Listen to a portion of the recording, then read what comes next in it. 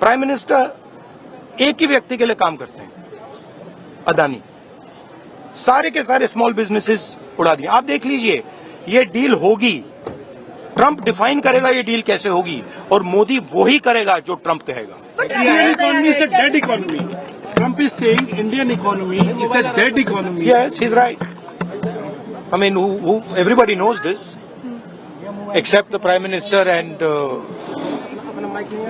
the Finance Minister. Everybody knows that the Indian economy is a dead economy. I'm glad that President Trump has stated a fact. What more do you, why are you asking this question? लेकिन 25% tariff लगाया plus penalty भी लगा दी। This is a dead economy. Are you people not aware of this? आपको ये मालूम नहीं है कि इंडियन इकोनॉमी डेड इकोनॉमी है? कोई कंफ्यूजन है आप में? पूरी दुनिया जानती है कि Indian economy is a dead economy, और बीजेपी ने इकोनॉमी को खत्म कर दिया है। क्यों खत्म किया है? अदानी जी की मदद करने के लिए खत्म किया है। तो आप लोग हैरान क्यों लग रहे हो? देखिए, आप एक चीज देखिए, फॉरेन मिनिस्टर भाषण करते हैं, we have a genius foreign policy, ठीक है। एक तरफ अमेरिका आपको गाली दे रहा है, दूसरी तरफ चाइना आपके पीछे पड़ा हुआ है, तीसरी तरफ जब आप पूरी दुनिया में डेलीगेशन भेजते हैं तो पाकिस्तान को एक भी देश कंडेम नहीं करता है। कैसे चलाने देश को? ये लोग चलाना ही नहीं आता है। टोटल कंफ्यूजन है।